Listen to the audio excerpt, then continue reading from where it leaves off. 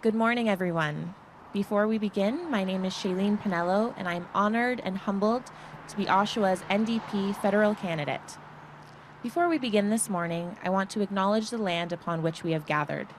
We stand on the traditional territory of the Mississaugas of Scugog Island First Nation. Now, I would like to extend a warm welcome to my neighbors, fellow community members, and friends from around Oshawa. Thank you for being here so early in the morning with us.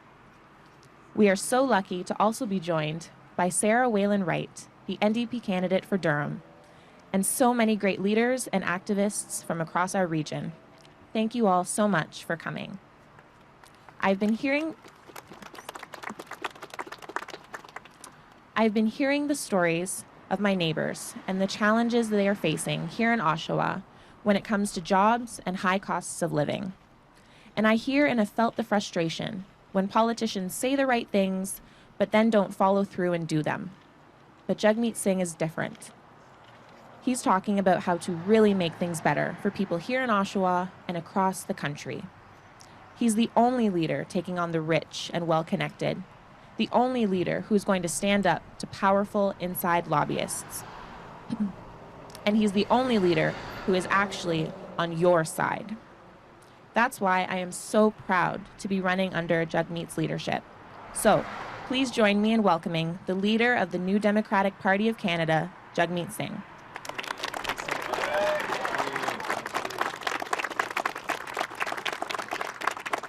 Thank you, everybody. Thank you so much for joining us today. I am incredibly honored, Shailene, that you're on our team. You've been a powerful voice in the region, someone who's fought for those who don't have a voice, so I really appreciate your presence in this campaign and the fact that you're on our team. Thank you so much. Friends, we're here in Oshawa, and Oshawa is really a really powerful example of some really bad choices that governments have made. And I'm speaking specifically about governments in Ottawa, but we also know that here in Ontario, Mr. Ford really just neglected and ignored the good people here behind me. What's happened is, for too long, particularly in Ottawa, the decisions that we're seeing have been made to benefit the people at the very top, to make life easier for the wealthiest, but it's made life harder for everyone else. And it's meant that workers, like the workers behind me, have paid the price. And I'm talking specifically about the loss of jobs. What Liberals have done and Conservatives have done, they've given blank checks to wealthy corporations. Blank checks with no strings attached. That's meant they've taken billions of dollars in some cases and then just closed down the factories and shipped away the jobs. And that's wrong. We want to put an end to that. We want to make sure that if we invest in our sectors, there's a requirement, there's strings attached, that jobs have to remain in Canada. So what we're proposing today, to rebuild this strong sector that we have, we know that the automotive sector is something that's been a big part of Canada. I grew up in Windsor, and Southwestern Ontario is well known for being the manufacturing heartland of Canada. But bad decisions, bad trade deals have meant that we've lost our opportunity to build here in Canada. I want to turn that around. So what we want to announce today is that we would bring back the $300 million automotive innovation strategy here in Canada. That would mean investments in cities like Oshawa. We also want to make sure that when we're buying with our public dollars, government fleets, for example, we make an incentive to buy made in Canada cars. When it comes to our zero emissions vehicles, we saw that the Liberal government put an incentive to buy zero-emission vehicles, but completely neglected to include the only zero-emission vehicle that was made in Canada. Well, we fought hard as New Democrats to make sure that was included, and now this is our plan. We want to continue incentives to buy zero-emission vehicles, but we want to augment that incentive from $5,000 to $15,000, but we're going to build up to ensure that that $15,000 incentive only applies to made-in-Canada vehicles. Because we want to build the cars of the future right here in Canada, right here in Oshawa. And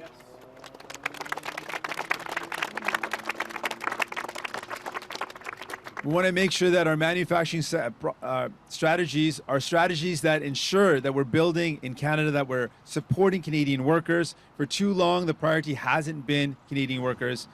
Liberal governments have failed. Conservative governments have failed. New Democratic government will stand up for workers and make sure we have a strong manufacturing sector, that these good workers have a job, I also want to acknowledge that while GM is where we hear a lot of the talk of the job loss, there's also the independent auto parts suppliers.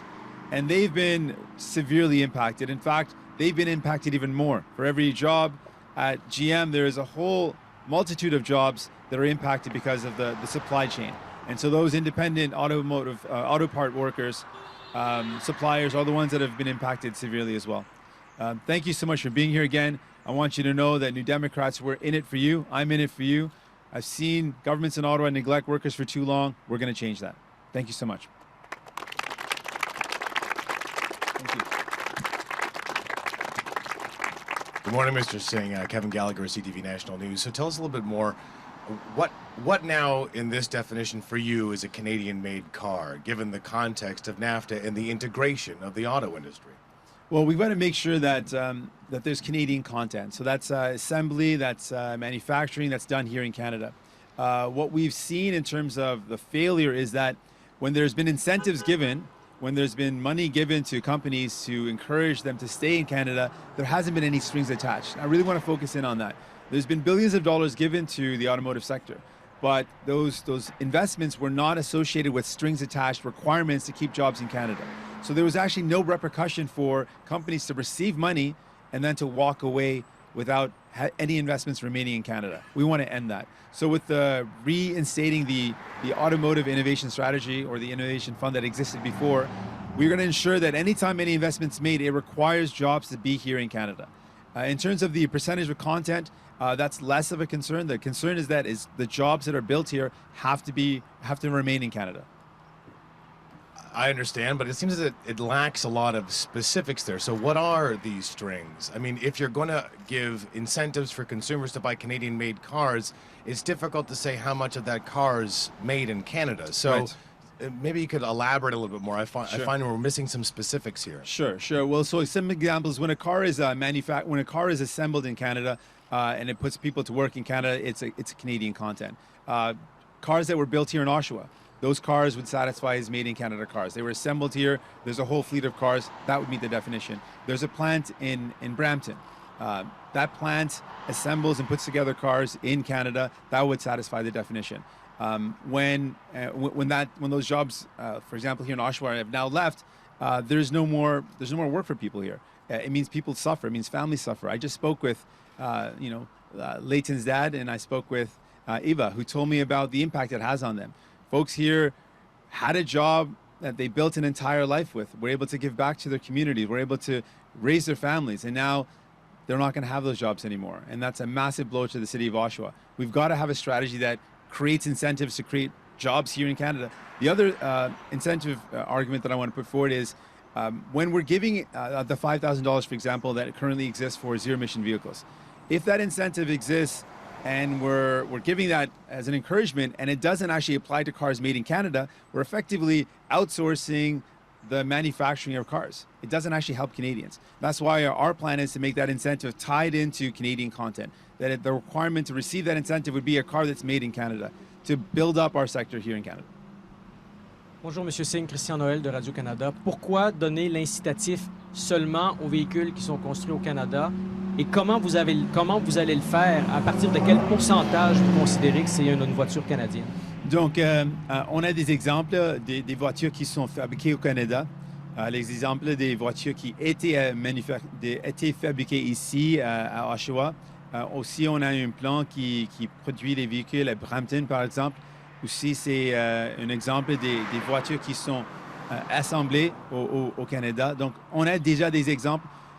Notre emphase doit être, si on a une initiative, on donne d'argent pour encourager les gens d'acheter des voitures, il faut être un encouragement d'acheter des véhicules au Canada pour encourager le secteur ici au Canada. Le Québec sera une partie intéressante de la campagne. Quand vous serez en mode stratégie pour convaincre le Québec de voter néo-démocrate encore une fois, vous allez viser exactement quel type de circonscription et quel type de stratégie pour convaincre les Québécois de voter néo-démocrate encore une fois? Donc, merci beaucoup. On va avoir une grande annonce au Québec dans quelques journées où on va lancer notre vision pour le Québec. C'est une vision basée sur ce que M. Layton a commencé. Une vision où on tient la main entre les progressistes au Québec avec les progressistes du Canada. On peut ensemble bâtir une meilleure société. Donc, on va continuer le travail que Jack Layton a commencé et on va avoir une grande annonce sur c'est quoi exactement notre vision et notre offre pour le Québec dans quelques journées. Sure, we've got a really big announcement lined up in a couple of days. To build on what Jack Layton started for Quebec, we really believe that there is a path forward that we can build on that legacy where Jack Layton offered a hand to connect the progressives of Quebec with the progressives across Canada, where we can build a better Canada together. And building on that vision, we're going to have an announcement about what is our vision for Quebec and what is our vision for building that Canada together in just a couple of days in Sherbrooke. Well, I mean, that's the whole point of announcements, right? We want to keep you on your toes a bit. Yeah, ask if Kevin's coming to Sherbrooke. Hi, Mr. Singh. Thanks for today. We were talking to some of the people standing behind you, and they have some pretty heart-wrenching stories that, they got the news last year that they're going to lose their jobs just before Christmas, and now they're actually going to lose their jobs just before Christmas. Is there anything in this announcement that will provide them a job? Yeah, so our plan is to really rebuild the manufacturing sector across Canada and specifically here in Oshawa where we want to make investments. With bringing back the $300 million automotive innovation strategy, that's a concrete strategy that used to exist, that's been taken away, that creates opportunities for jobs in Canada. It's something that could allow investments that would encourage these jobs and support jobs here in Oshawa, but across Canada. We also want to look at building and incentivizing building the vehicles of the future in Canada. So when we talk about the zero emissions vehicle incentive that exists already, it's one that initially didn't include the only Canadian-made vehicle. We want to expand that incentive, but when we expand it, we want to require that the vehicle that gets that incentive, the maximum $15,000 incentive that we're proposing, should be for a car that's made in Canada. That would create incentives for manufacturers to build those cars here in Canada. There would be an incentive for folks to buy them, and that's a way to build policies that actually create jobs where we need them. We know that Donald Trump would like to keep these jobs in the United States. So how do you fight a guy like that? You fight a guy like that. You just don't back up. You don't back down. When it comes down to it, just because he wants to create jobs in the United States doesn't mean that we should give up on jobs in Canada. And we're not going to give up on jobs in Canada. We believe that good people here in Oshawa deserve to earn a good living and have a good job and have a bright future for their kids. And that's what today's announcement's about. It's the fact that Liberals and Conservatives have let them down, have said essentially nothing. Haven't really said that, basically said, all right, we can't do anything and waved as the ship left the port. We're saying we're not going to wave, we're going to fight here. And we're going to propose ideas to create jobs here. And that today's announcement's about recognizing the failures of the previous governments and our vision, a new deal to say, no, we're not going to give up on people. We're not going to give up on these workers. And we've got some strategies that actually will create jobs and encourage those jobs. Alex Ballingall with the Toronto Star. This announcement today, can you tell us how soon you can implement this innovation fund? And we were just talking with people, potentially thousands of jobs here going down in a year. Could this actually help save some of those jobs if you guys formed government on October 21st? Yeah, the big difference is that we care. We haven't seen Liberals and Conservatives show that they care, and they really just said that, the ship has sailed, it's done, it's a done deal, and that's it. And that's what Mr. Ford said, and effectively what Mr. Trudeau and Mr. Scheer hasn't really said anything about it. He doesn't seem to care. I'm saying, one, I care. It's important to me. And when something's important, you do things about it. We've seen Mr. Trudeau, when he cares about something, he moves right away and gets the job done. And when he doesn't care, he neglects the people. It's something that I care about. But to the point of the Innovation Fund, it used to exist. All the structures to bring it back in place are there, so we can bring it immediately in place. So a new Democratic government would immediately bring back the automotive innovation strategy that used to exist, bring back that funding, and tie in that strings attached clause where if there's investments made, they have to require that the jobs stay in Canada. How do the incentive for zero emission vehicles, how do you know that will actually be enough to encourage manufacturers to set up in Canada? How do you know that the threshold that you're offering for incentives will actually work and bring work here? That's exactly our goal, and we've got to try. And with that, it's a pretty significant investment. It's a pretty significant incentive. $15,000 incentive is something that we for sure is going to push consumers. When we know a $5,000 incentive is working, that's encouraging consumers to go towards electric vehicles. We're very confident that a $15,000 investment will certainly work. And then if it's going to incentivize people to buy vehicles, then manufacturers will know that there'll be a base of folks that are ready to buy that vehicle. It'll encourage people to set up shop here in Canada, to build those vehicles of the future, and make sure people like those behind me have a job. That's really important to me. Monsieur Singh, Christian Noël encore de Radio-Canada. Vous avez rencontré ce matin des travailleurs de l'usine dans votre caravane. Je suis sûr qu'il y a des choses qu'ils ont dit, qui vous ont marqué. Qu'est-ce qui vous a marqué dans l'histoire de cette famille? L'histoire, c'est vraiment une histoire de tragédie. C'était une histoire de fait. J'ai parlé avec Eva, par exemple. Elle m'a dit qu'elle est arrivée ici comme un nouveau arrivant. Et puis, le premier emploi qu'elle a trouvé, c'était avec Lear. Donc, c'était dans les années 1980. Et toute sa vie, elle a travaillé avec la même compagnie. Elle a eu la chance de bâtir une vie. Et là, maintenant, elle m'a dit avec beaucoup de fierté que maintenant, elle est arrivée sans avoir beaucoup d'éducation. Mais à ce moment, son fils, il est un enseignant dans l'université de Windsor. Donc, avec beaucoup de fierté, le fait qu'elle est arrivée avec, pas beaucoup, mais elle a battu une vie et maintenant son fils, elle a vraiment réussi dans la vie.